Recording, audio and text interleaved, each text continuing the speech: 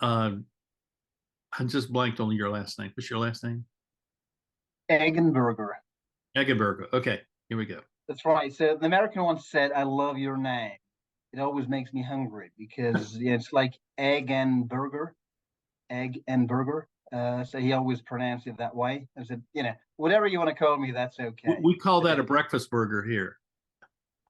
That's right. I had one the other night too. That'd I had one probably the be other night. Roman breakfast burger. Breakfast burger. That's right. Hey, that would be a good name for a food truck. That's right. Yeah, that's right. Oh, we're recording. So okay, here we go. We gotta get into this. Hello, everyone. This is Ed Brenniger, and welcome to the Eddie Network podcast.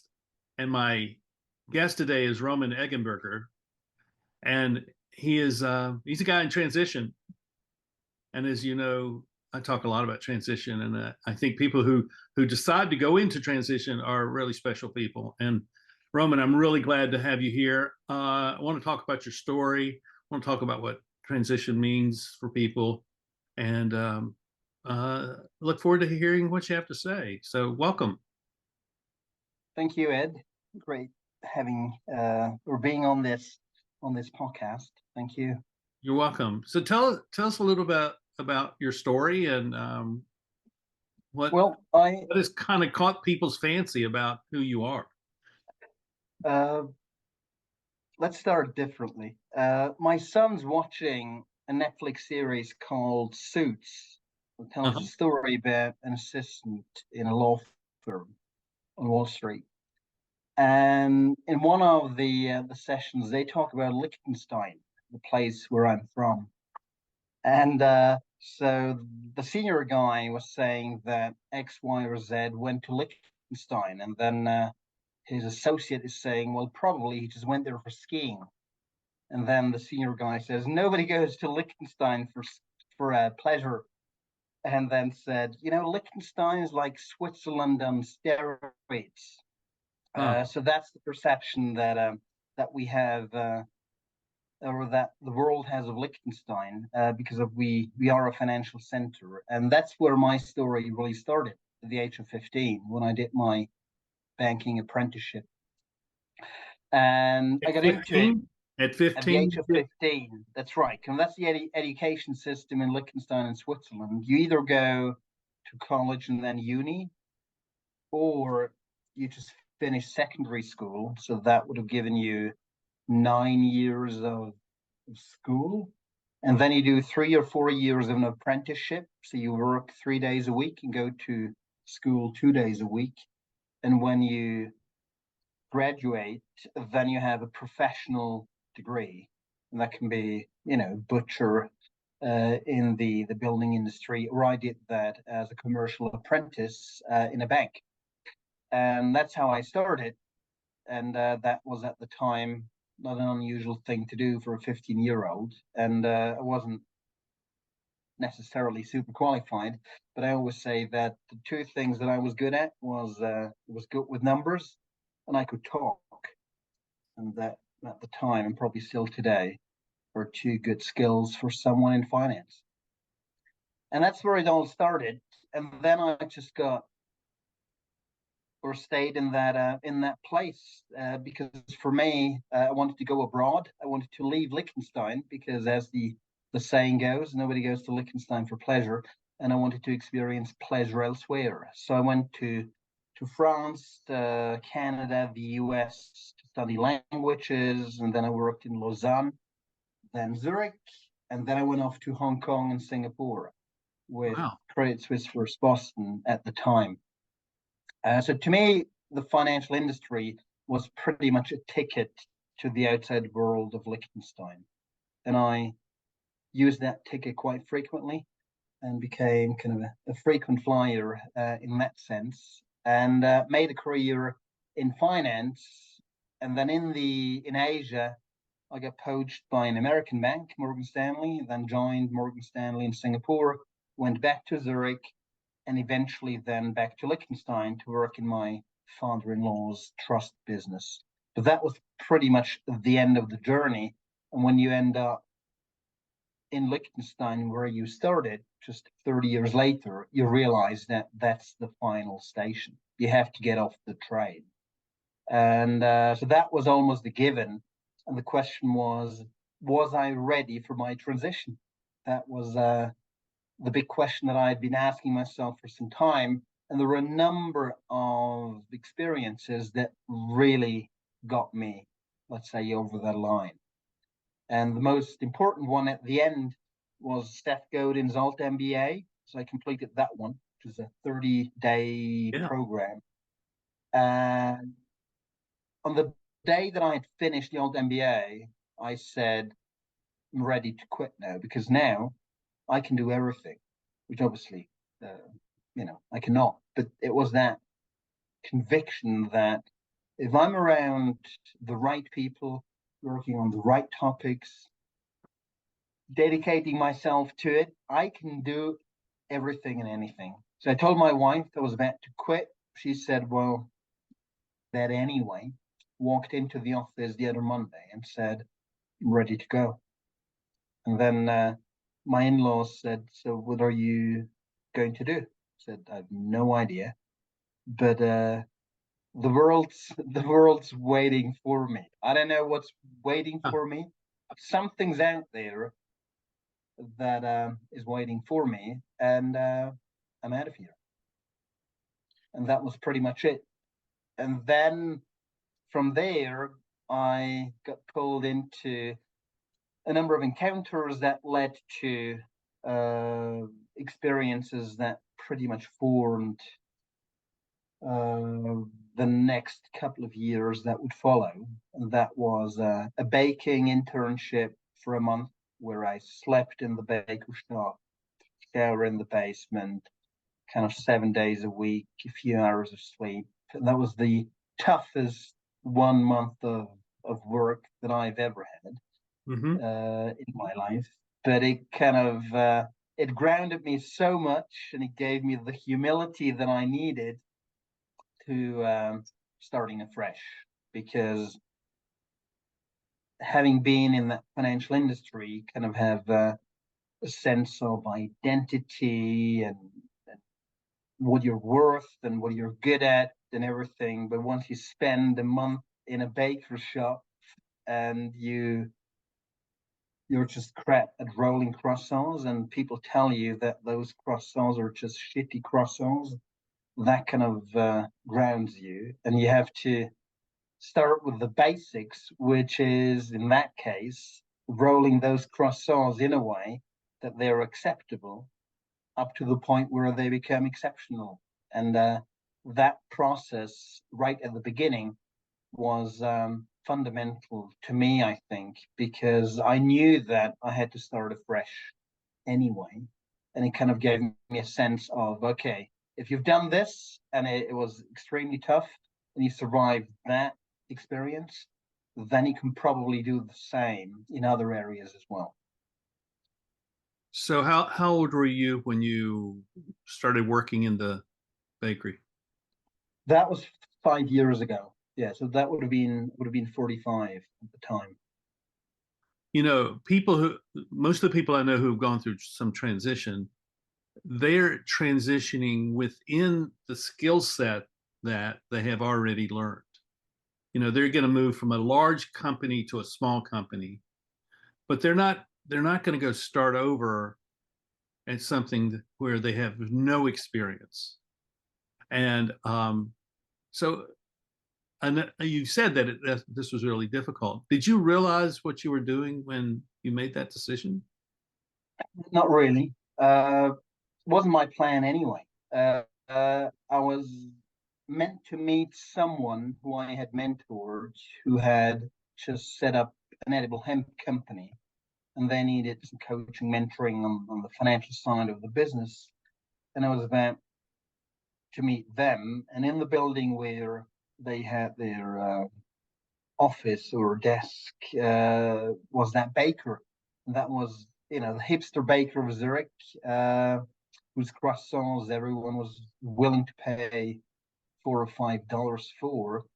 And he was the master of croissant. And I thought, fucking hell, if for anyone, I would want to work for him and learn from the master. And I was kind of a passionate home cook, baker anyway. And I just thought that this was now the moment. I would have time anyway to dive into it just to see. And it was similar to what I would have done in finance as well. So it was in a small Liechtenstein bank.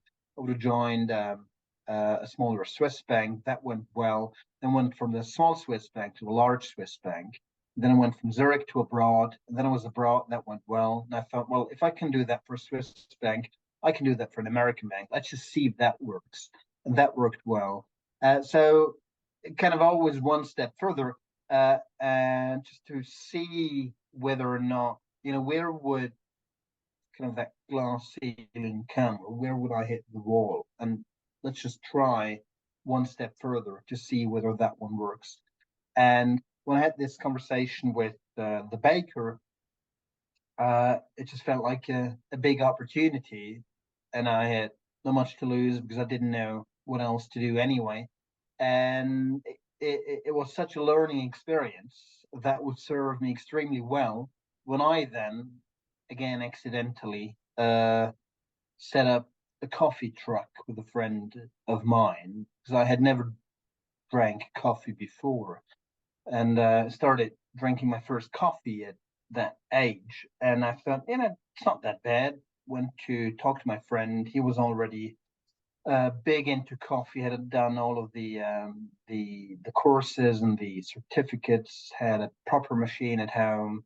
And then he said, look, Roman, now that you're starting in the coffee field, there are only two options. Either you go to the places where they brew good coffee, or you make your own. I said, okay, well then I'll make my own. And did my barista beginner course. And then from there, right after the baker month, I went to Nicaragua for a coffee farm training, because I thought, you want to do coffee, you do it right. And the beans obviously don't grow on the shelf, they grow in a coffee tree, and you have to go where the origin of coffee is. And so I just said, well, I go to Nicaragua, and learned a lot there, met great people, and both the baking experience, the Nicaragua experience, and everything that followed, then always got me in conversations with great people that would subsequently, but only years later, open up new opportunities for me. So I would not have known at the time when I met those people that they would be the ones giving me another opportunity a few years down the road. But it would have taken that leap of faith to go to an unknown place to then run into people that would, make you, or open a door for you at a later point in time. It sounds like you have spent your life seeking to discover what your, well, one way we could put it, what your limits are, but in another way to say what your potential is, and that your potential is unlimited, and you're still on that journey. And it sounds like you've gone through a stage where you're the potential of, because you were good at it, or it was relatively easy, let's say. I mean, to move from all those different companies meant that those companies saw something in you that they wanted you to do, that they felt like you could come in and work for them. I mean, that's a significant statement of affirmation about who you are in that field of finance, and that you could do these things, and you could move from company to company in that succession of difference of size and culture and scale. And that to me is really an interesting thing, that you intentionally did that, because a lot of people, they just want to stay where they are. They just settle in. I'm going to do this job, take care of my family, going to do my hobbies. But you kept expanding your to reach. Where did you learn to have that kind of mindset?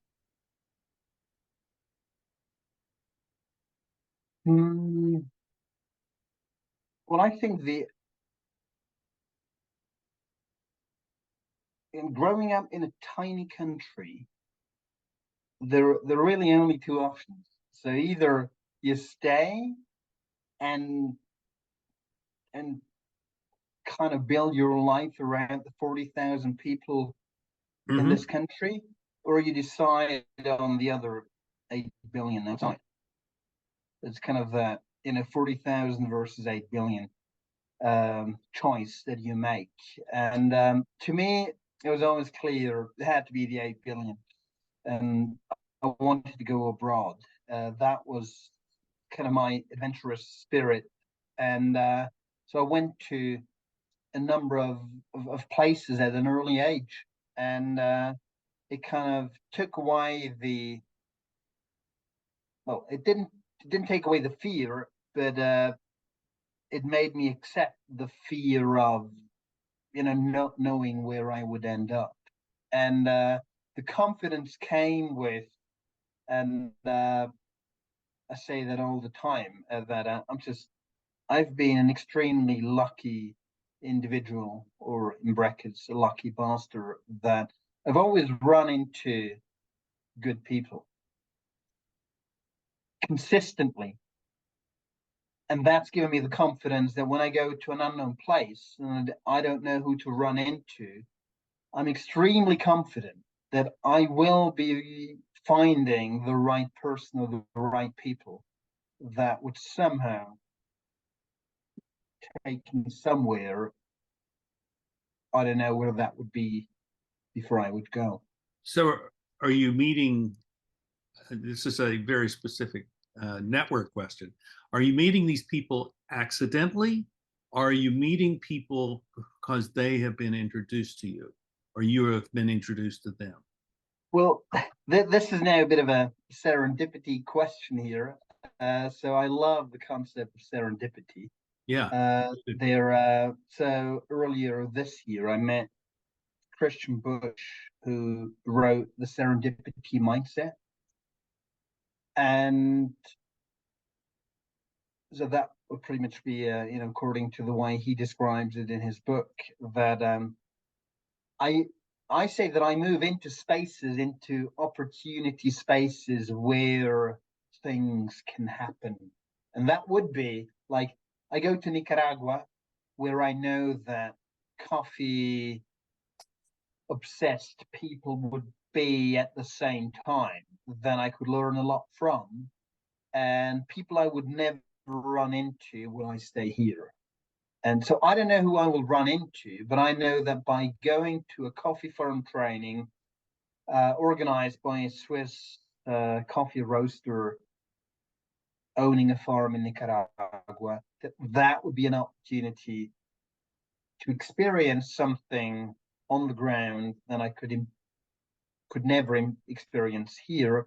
And I would run into people that could make a difference to me. And so the guy who was leading that camp or that training, he then earlier this year got me into the role of managing or co-managing a cooperative in Switzerland that produces now an organic oat drink.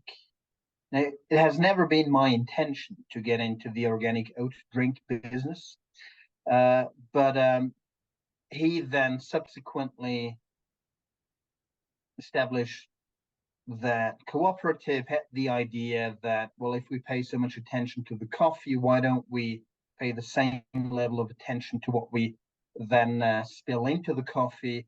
And they didn't want to invent cow milk because cow milk was already there, especially in Switzerland. So they thought about milk alternative. They set it up. It was a success right away. And he then thought, well, this is kind of accidentally successful. We need someone else to manage this. Who could that be? We don't know where it goes. So I need someone who has a sense of how agriculture, food production, and all of that works, and who was willing enough to accept a position that nobody can tell him what this will be all about. So there is no job description whatsoever, and they need someone who's extremely flexible, both in terms of where this goes, but also time-wise, and who's happy with a little nothing.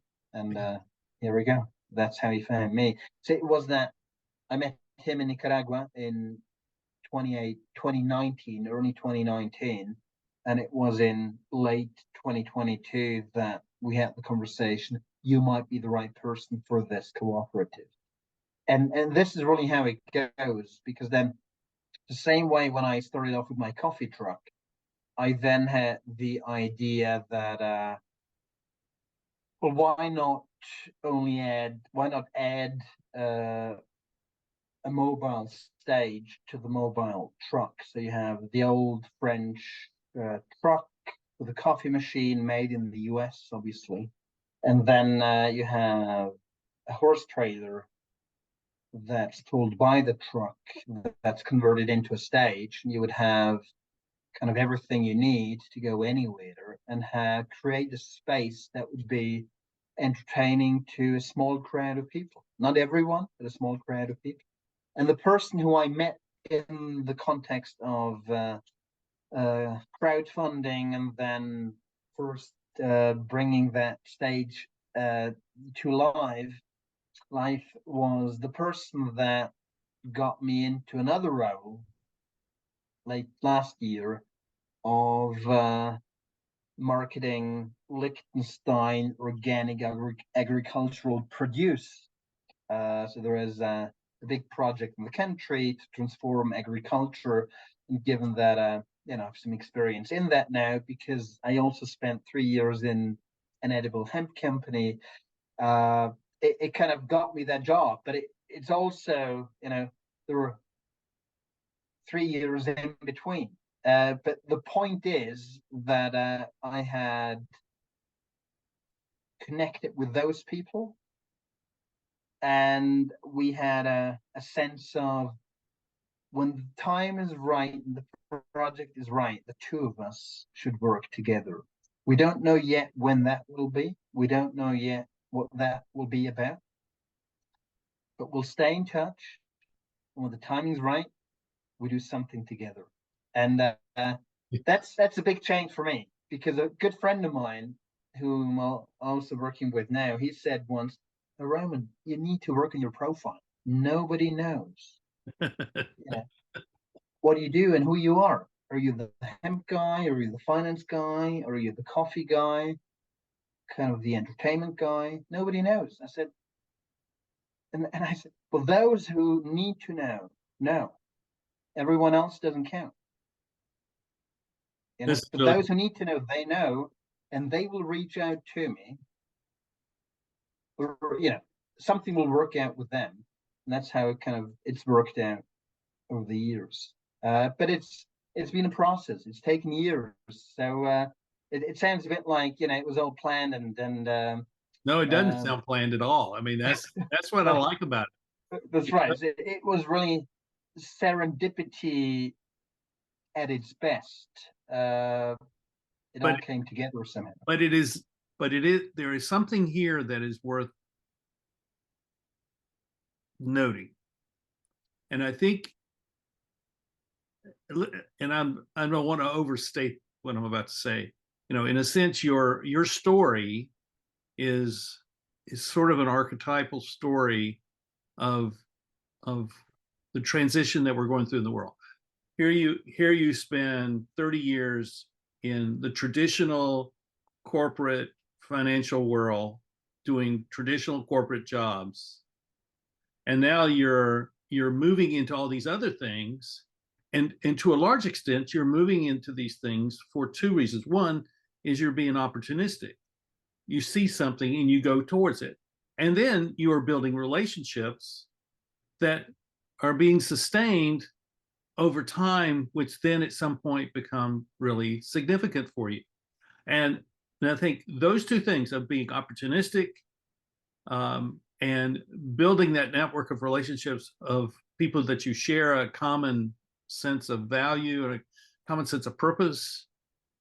I think that is a real key to where we're going in the world. And the people who do what you're describing are going to be the ones who really create the standards by which we're going to measure how we do work in the future. Because the old structural thing of the mechanical structure of the old business, that's not going to be working much longer. What's going to be working is, who do you know, and who do you think I should know, and can we get together and create something together that will carry us in the future? And I think that's a really significant thing. Yeah, that's right. And I think I've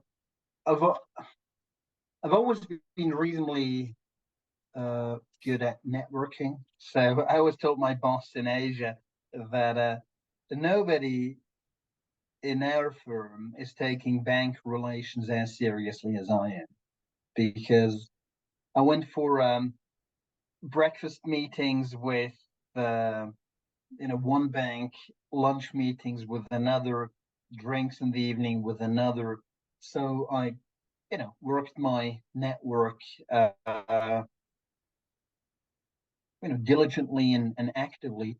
But I think what's changed ever since I had or made that shift was, it's not really about networking in the sense that I try to pile up the list of who I know who could possibly help. It's really about relationships, the way you've said it. So really connecting with people, the right people who say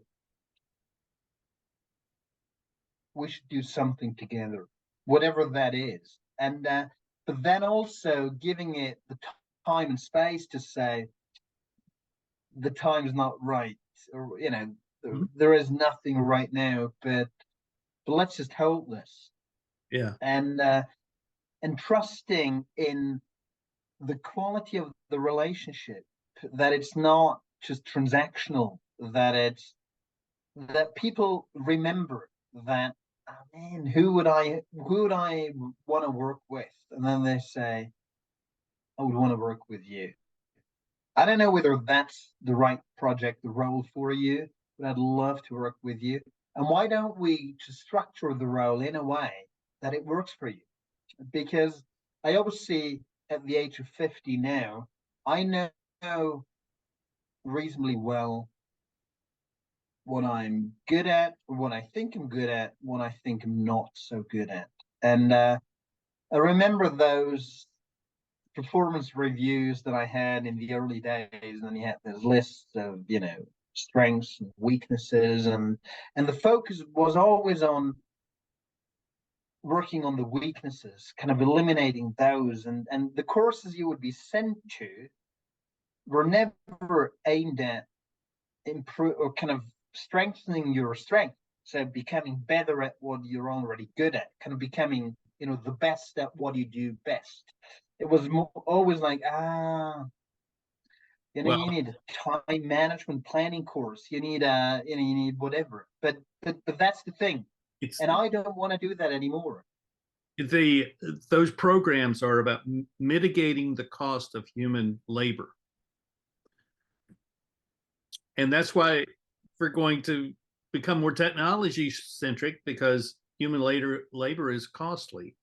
But it's also, it's only costly if you are only interested in being efficient. If you're interested in having an impact, changing things for the better, being innovative, then you put people in a position where they can grow and they can discover themselves and they can take creative initiative to solve problems that are immediately relevant to them. I mean, this is what I've been seeing for almost 40 years doing leadership stuff, is that the people, the world would be a whole lot better place if we just let people develop their skills, develop their desire to make a difference in the world. But everything's oriented against that. And why is that? That's another story for another day. But what you're just so we are talking about transition here, and the transition that each person can decide to go into. So let's talk about what if one of your friends came to you and they've been in the bank for 30 years and they said, so what do I do now? I know it's time for me to leave. What would you say to them? What's your advice to the person that recognizes it's time to make a change? I would not recommend them to do what I did. I would not recommend Yeah, I hear you. to just resign and walk away. I would not recommend doing that. But what I say is, don't ever do what someone else has done anyway, because your situation is different, and trying to find your own way. And what I would say is those opportunity spaces that I referred to before is try to see those opportunities yourself. And as we discussed before we started recording, seeing the opportunity is one thing, acting on it or grabbing another. Mm-hmm. And just because you see it, it doesn't mean you have to grab it all the time. Okay. Mm-hmm. But it gives you that sense of, oh, there is opportunity. And I think if you wake up in the morning knowing that there is opportunity, it makes that much of a difference.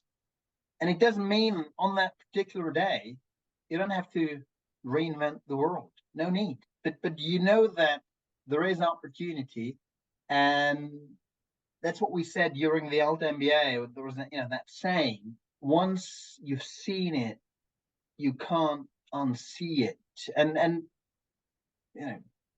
sounds simple, but it makes a huge difference. And therefore, I'd say, look, go to a place you've never been before, or take a course in something you've never even thought about. Go there and just notice what you see. And to me, what's made the biggest difference is to go to places where I see people who are so enthusiastic and committed and dedicated and joyful and almost crazy about what they do and how they do it. If you see that, and most importantly, not on TV because you watch a documentary, but you're there. So you're, right. For instance, you're in Nicaragua, in the jungle, and you're picking coffee cherries, okay? And there are people so passionate about coffee cherries, and you think, fuck, what if I was as passionate about anything? And it doesn't have to be coffee, it could be anything. But what if I had the same passion, dedication, joy like those people have? I think that's great. And whether or not then I act on it, completely different story. But you do this a few times and you run into those people and you think, what if? What if I found my thing that would give me as much joy as it does to everyone else? And what if someone I meet says, we're doing this thing and we need someone that has an expertise in XYZ, which is exactly what you have, because that's what got me into the edible hemp story in the first place. And I'm not a hemp expert, or I wasn't, but they needed someone who was confident with numbers. So that kind of got me into it. And I said, well, I don't know anything about hemp, but I can count and I can talk, which got me into banking the age of 15. And so you still have that, transferability of skills, and that's still helpful. To be good at something helps, okay? But what that is, you don't know up front. But if they know that you are the person that could help them one way or another, and they see, I think, not only the skill, but they somehow see an element of passion the way you have it, then that might be the breeding ground for something that they say, why don't we do this together? And that kind of can then lead to lots of things.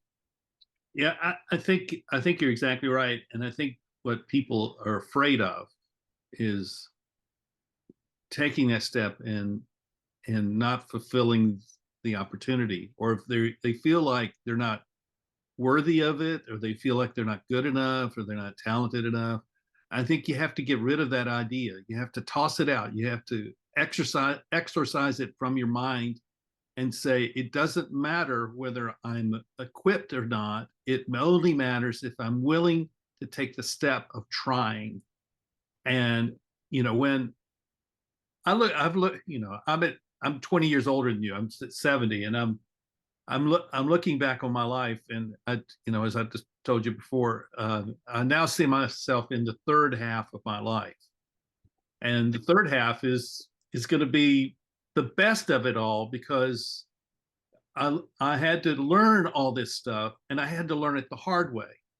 And the hard way is trying and trying and trying and trying and trying, and then being told that you're not good enough, or being told that you're arrogant, or being told that you're being too being too presidential or something like that.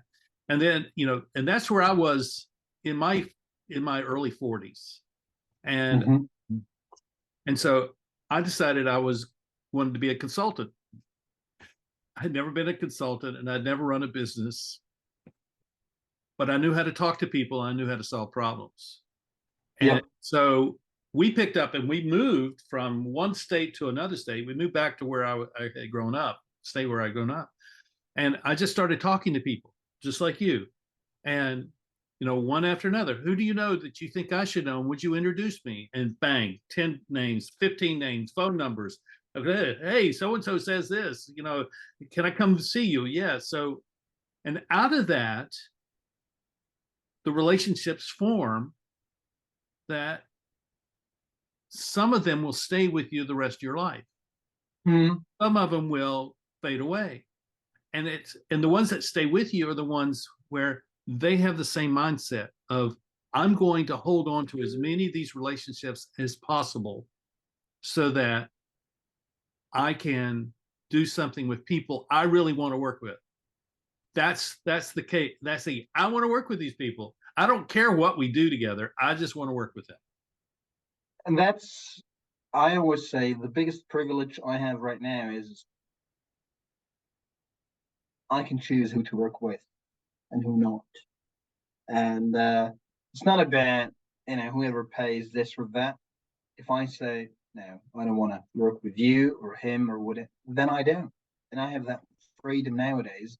And that's obviously coming at a cost, I would say, because you lose out on this and that. But just because you said you talked about the willingness before, and I'm just rereading this Yeah. one here.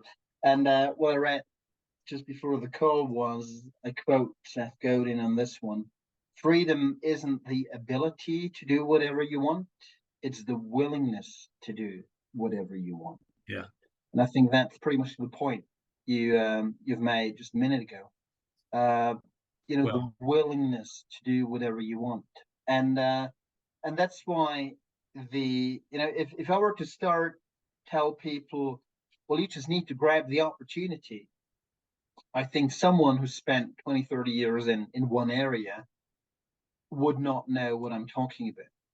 Yeah. Because they would not see the opportunity. Okay. So that's why I think the phase before grabbing the opportunity is trying to see the opportunity and really play with that and getting used to seeing more, noticing more, seeing more, and then the grabbing, acting, execution part of it is the next phase. But people are afraid, obviously, of acting on it. But it's easier once you see the broad, portfolio of opportunity that is available to you, then it becomes easier. I'm sure it's easier. If you think that, oh, there is an opportunity and either I take it or not, it's the end or not the end, that will save me or it won't save me, drown or I'll survive. That's a very binary way of looking at opportunities. But if you see that, no, there's lots of them, okay? But you have to see them first, and then you can decide which one to execute. And the kind of the level of execution would never be the same for every opportunity anyway. Some you'll just try I a think bit that and then move away, and others you kind of go full. I think seeing opportunities follows having a real clear understanding of who you are, self-awareness. And I'm not thinking about self-awareness as some kind of patting yourself on the back and thinking how cool I am, but self-awareness of this is what I like, this is what I believe in, this is what I value, and I'm going to keep these things foremost in my mind in every situation I walk into. And so I'm looking for say the people that I have on the podcast, I'm not looking for people who are already settled into what they're doing and they have something to sell. I'm looking for people who are still in the turmoil or in the turbulence of growth. Yeah. And seeing what it is that they're learning that's going to carry them to some other stage of their life. It's really cool. And just the self-awareness part. So about a year before I quit, I went to a fool's workshop, how to become a fool. And so a friend of mine dragged me down to the south of France to that workshop given by Jonathan Kay, who calls himself the 21st century fool. And I had no idea what it was all about. And my friend kind of dragged me down with him because I had a car and he didn't. So he said, "Why don't you drive?" And yeah, off we went. And that was just in terms of becoming self-aware, the toughest week of my life because it was the I hadn't cried as much before in a week, nor had I laughed as much in a week. It was the highest highs and lowest lows, but it was all about really kind of digging deep into yourself. Mm-hmm. And that was just one of the, and as you describe it, it was kind of the phase preceding the seeing opportunity phase. So absolutely to the point, Ed, that's the phases that I went through. So it didn't just go grab the opportunity and before see the opportunity, but kind of being self-aware of what it is that I'm looking for. That obviously was the kind of phase zero in that sense. I think it's important for people to understand about this transition that we're talking about, because what happens to a lot of people, and I'm going to reference these three transitions I want. So people come out of school and they go into work, and that's their first transition. And what happens is that they begin to settle into a job, and everything becomes referenced towards securing the internal life of the person. I'm going to protect myself from danger and risk and embarrassment and failure. I'm going to protect myself. And so we stop looking. I mean, in that case, you stop looking at what's outside of you. And then all of a sudden you lose your job and you're 39 years old or you're 45 and you don't even know who you are. And it's a very, very challenging moment for many people. And I would never have predicted in 1995 that a lot of the people that I've worked with are people who are at that point of not knowing who they are, and all of us, but there's something inside of them burgeoning up that says, I want to be something more than I have been, and I don't even know how to say that. Mm-hmm. But that's what's happening. And so that that transition that happens when you're in your 40s, when you've done the first 20, 25 years of your career, and all of a sudden you're recognizing, I got another 20, 25 years of career ahead of me. What do I want it to be? How does it need to make a difference? What is my legacy that I want to have when I enter now my third half of my life, which will be my retirement years? And so this idea of self-awareness, it's not about feeling good about yourself. It's much more about seeing where I fit into the grand scheme of the world, and seeing, oh, I can go there, or I can go there, I can do this. And it leads to a good life as a result, and a meaningful life, and a life of impact. And that's the cool thing. And my sense is that that's where you're headed, is that your next 20 years are going to be really significant. And I will be around in 20 years. Maybe I'll still be doing this podcast. I would like to have this conversation with you in 20 years. Because I'll then go through my third transition, Ed, and we should definitely record that one. That would be outstanding. Well, yeah. What's your project now that you're working on that is got your main focus? So I have a portfolio of 5 projects now. Okay. So a bit of coffee, a bit of agricultural products, my oat milk, and then Idea Channel, which is a platform that supports the execution of ideas.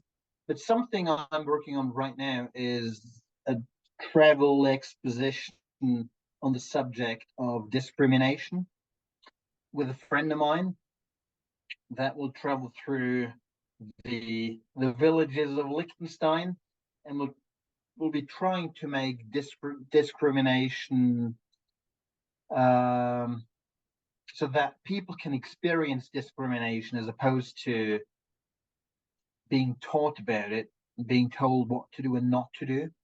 So we've been working on that for a long time, and it was meant to be a project run by the government, but they wanted it to be significantly smaller, only limited to kind of the legal aspect of discrimination. So if you do this very loudly in the public space, then you might just, you might get, end up in jail.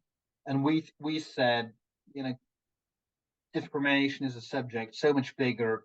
We'll make it bigger. So we didn't get the government contract for that campaign. And we said, we don't mind. We do our own thing and run our own campaign. And ours will be X times bigger than the government campaign. Not knowing how we would do that, not knowing how we would fund that. And so now we've set it all up. It will start on the 28th of August. I'll send you the link to the campaign. But it was one of those decisions in a moment where they said, you won't get the contract, so we'll do this with someone else. And then we just said, without discussing that, without thinking about it, we said, well, you do what you do, we do our thing, and we just make it bigger. And that's kind of the confidence in our own abilities, and the confidence that we're doing the right thing with the right reason.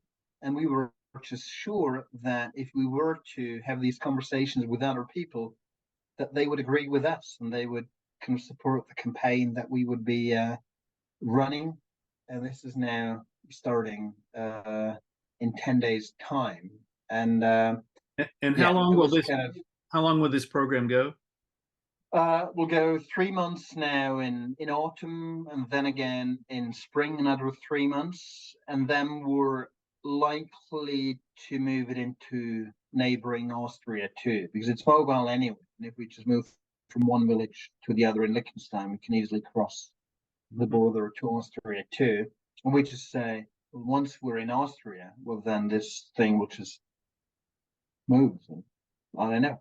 That's right. So where would it stop? And it's the thing that, but somebody'd say, but you need to plan for it.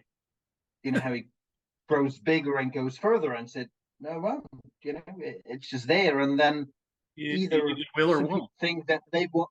That's right. They ultimately run with it. They think it's a good thing, and then it creates its own momentum, and then it just, who knows whether it ends up in the US. It's just the kind of, and if it doesn't, then it doesn't. Then it wasn't meant to be. It's kind of that sense of the outcome is open. Okay, we don't know where it will go or what it will become, but we will put everything we have in terms of dedication, conviction, and passion and joy into it, and then it'll be contagious and infect other people, or it won't.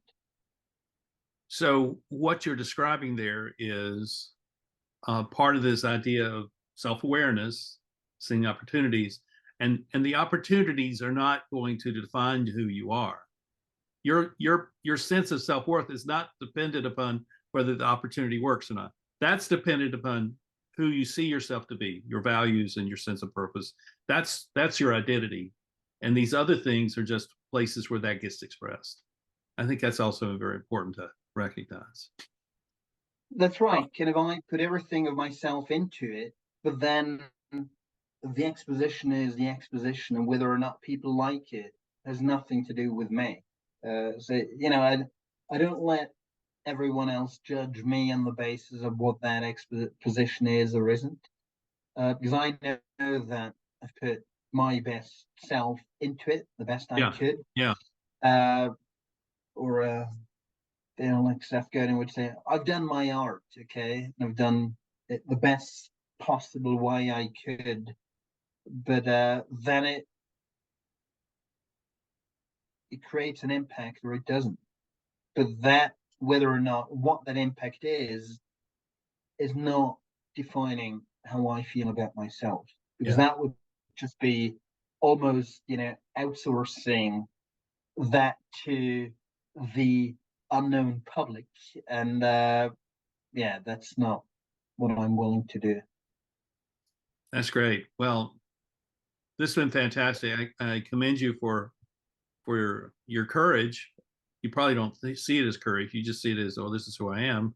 But for a lot of people, they would see what you're doing as very courageous, and I would say that is, and I celebrate that and affirm that. And I want you to come back on at the first time you feel like you have a sense of what's going to happen with your discrimination project, because I'd like us to talk about that, because I think it's an important topic. And and whenever you're ready to have, even if we just do 10 minutes, we probably could do an hour, I'm sure.